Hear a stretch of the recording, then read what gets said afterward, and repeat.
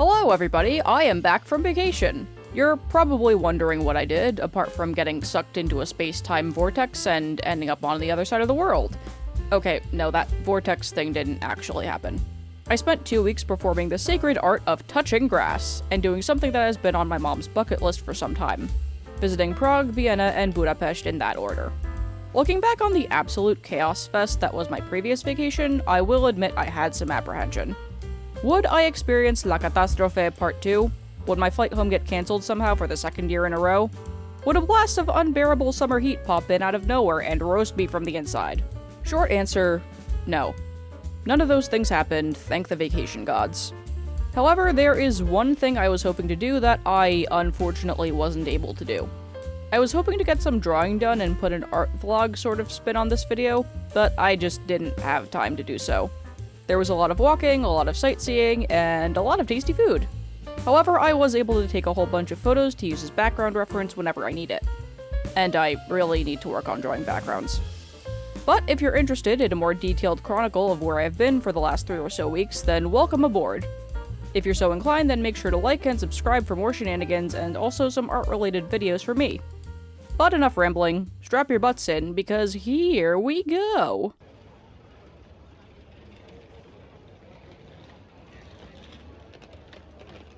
We landed in Prague at about 10 in the morning, where we were greeted by the Goat of Truth, who waited for us at the baggage claim. Contrary to popular belief, I struck up a conversation with the Goat of Truth, asking him how I could stop Pineapple on Pizza Man from taking over the world. Unfortunately, I don't remember what his advice was. We didn't do much on our first day in Prague, but on our second day there we took a brief boat tour along a portion of the Vltava River. During that time we saw certain landmarks that we would later encounter, like the Prague Castle and Charles Bridge. The latter of which I learned while there that it was an exclusively pedestrian bridge. In other words, don't bring your car. Known as the Stone Bridge until 1870, construction on the Charles Bridge started in 1357 and was finished in the early 15th century. The bridge acted as a replacement for the 12th century Judith Bridge that had been badly damaged by a flood in 1342. Until 1841, it was the only means of crossing the Vltava River, and it is also currently undergoing a long process of inspections, restorations, and repairs. This process began in 2019 and is expected to last another 15 or so years. Aside from the aforementioned sites, we also saw a number of other buildings and a dam, complete with wooden structures meant to break up ice in the winter. After we got off the boat, we decided to walk over to the bridge since it was only a few blocks away, and crossed over to the other side, where we had lunch and came face to face with some of the biggest lunch portions I've ever witnessed. I still wish I could have finished it, but it's fine. It's fine. And stopped by a few shops, including this one jewelry shop where my mom decided to appease her shopping-itis. I have briefly mentioned this on the channel before, namely with my last travel vlog, but if you saw that video, you will know that my mom has a tendency to shop. A lot. A lot. Anyway, we did that and crossed back over the bridge. Unlike our trip to Italy last year, where it was lethally hot and I constantly wondered if I would turn into primordial soup by force of the scorching heat alone, the weather on this trip was perfect. Definitely because we chose to go in May instead of July, the latter of which is a mistake that the entire Cup of Chamomile family has solemnly sworn to never make again. Probably.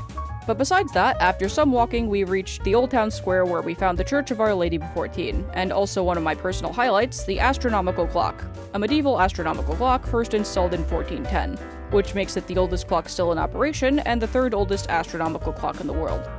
We did eventually return to the church for something else that was on our itinerary, but I'll get to that in a few moments. In the meantime, here's the clock making noise.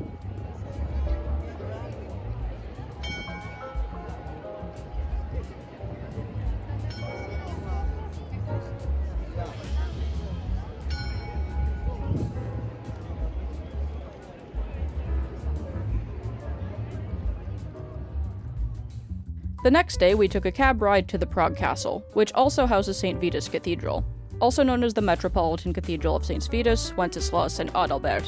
Until 1997, the cathedral was dedicated exclusively to St. Vitus. And even now, it's still commonly referred to as St. Vitus Cathedral. The castle itself was built in the 9th century, and has long served as the seat of power for Bohemian kings and Czech presidents alike. It's also the largest ancient castle in the world, occupying an area of about 750,000 square feet. We stuck around for a few hours and explored some parts of the area before buying some souvenirs. because what's a vacation without souvenirs? And also gifts from my friends and relatives, but that's besides the point. And now, my personal favorite view of this entire trip.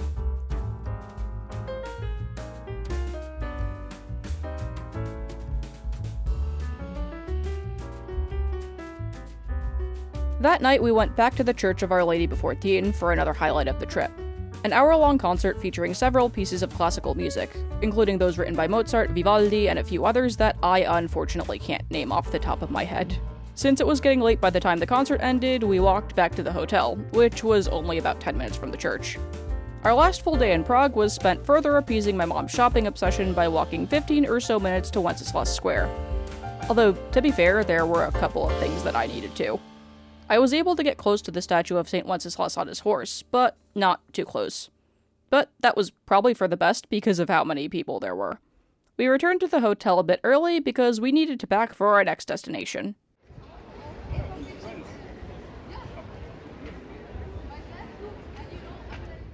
After 3 full days in Prague, we took a 4-hour train ride to Vienna, and from there it was about 10 minutes by cab to our hotel. As it so happened, we were across the street from another hotel, the Palais Coburg, which, as its name suggests, used to be a palace, complete with statues on top. For dinner that night, we checked out one of the dining areas, but there was one problem. All of the main dishes had my sworn nemesis, the nut, lying in wait, so I unfortunately had to improvise. But even though danger had the potential of lurking in unexpected places, I was at least able to outsmart the nut. Now, we didn't take any day trips during our time on vacation, even though my mom wanted to see Salzburg, where The Sound of Music was filmed, and there was some debate about whether we should go there because it's on the other side of Austria. But there was still no shortage of interesting things to do in Vienna itself. Take, for example, the Schönbrunn Palace. Originally meant to be an imperial hunting lodge for the future Emperor Joseph I, who was Holy Roman Emperor from 1705 to 1711, the palace eventually grew into an imperial palatial residence over the course of the 18th century. Following the downfall of the Habsburg monarchy in 1918, the palace became the property of the, at the time, newly founded Austrian Republic, and was preserved as a museum.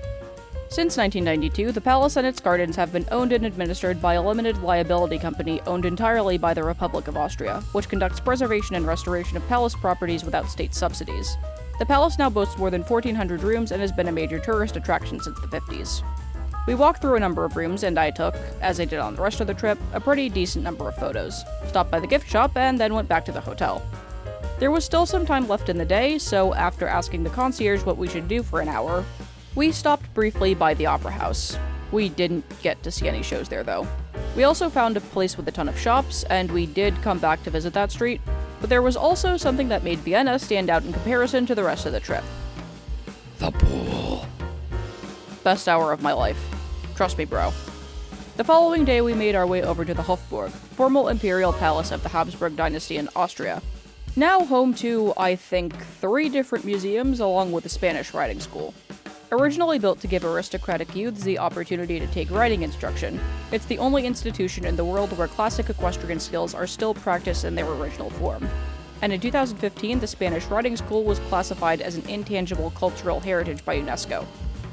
Visitors can see either a regular or a special performance to see what the school's Lipizzaner stallions can do. Although some of the younger horses featured in the showcases can get a little rambunctious.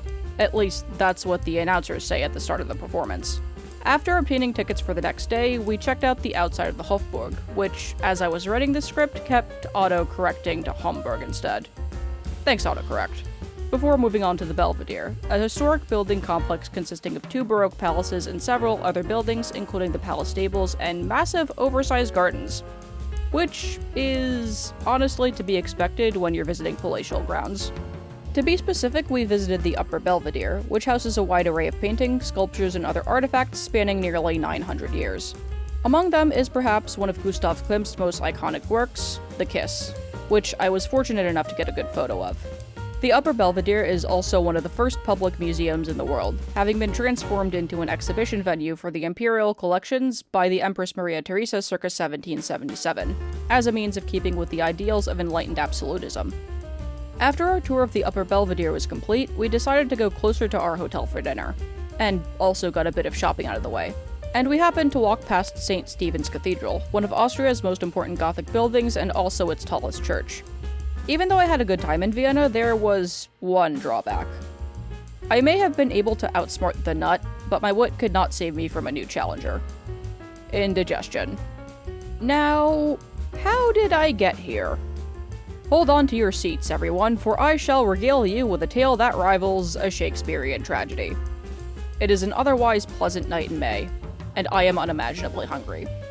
Following a most lovely appetizer, I have the great pleasure of eating wonderful Viennese goulash. Things are going well. And then it's time for dessert. I choose to have a small, unassuming cake that, upon taking a bite, I find out is soaked in some pretty potent liqueur. The taste is overwhelming, and I have been bamboozled.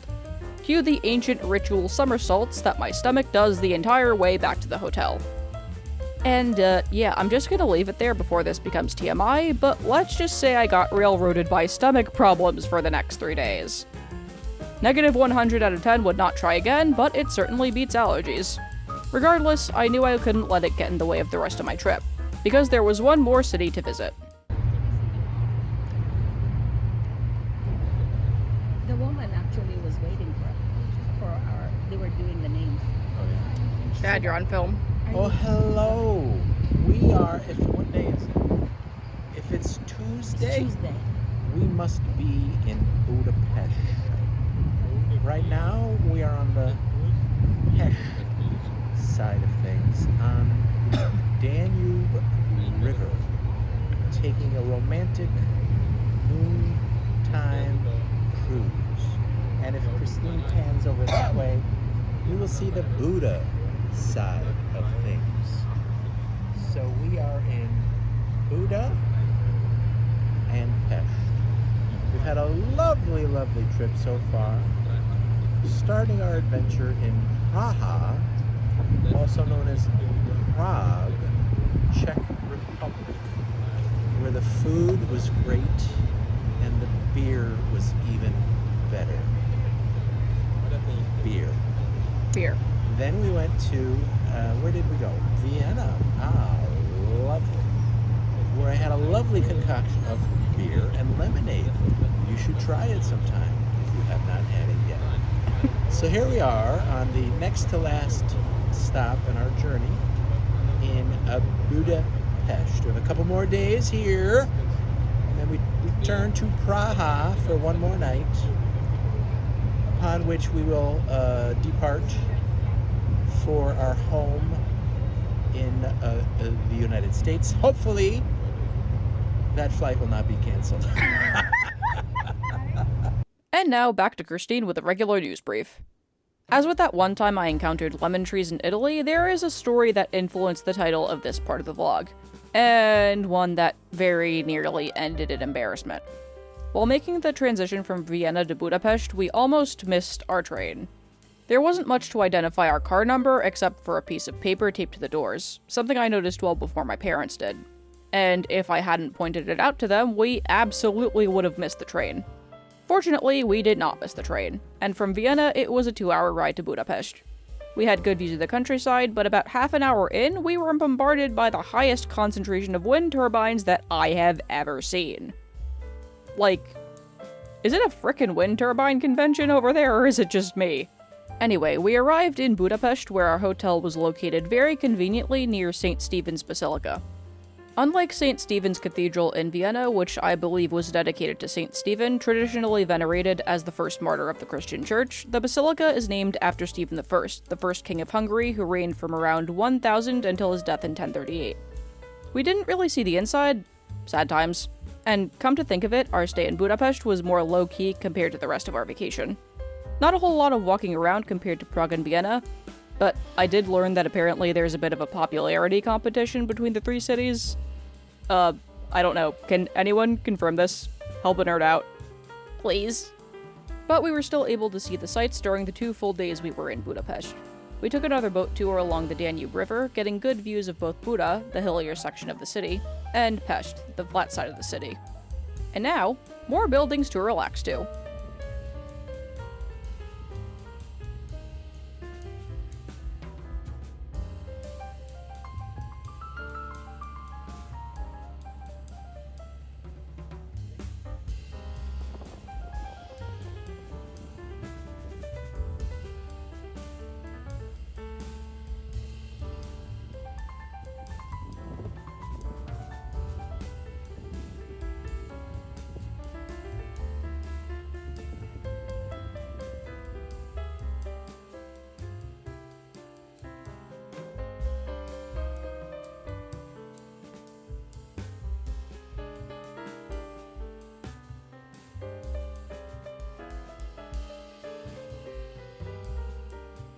After that boat tour was done, we walked around and did some more shopping, who would have guessed, before stopping at a restaurant close to our hotel to consume the lifeblood of my entire existence.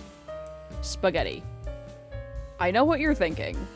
Christine, you went to Hungary to eat Italian food. Yes. Yes, I did. And honestly, the spaghetti actually wasn't that bad.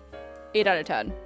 Our second full day in Budapest consisted of us taking a tour bus and getting a better view of the sights, including the Heroes Square, which is noted for its Millennium Monument, along with statues of the 7 chieftains of the Magyars and other important Hungarian national leaders as well.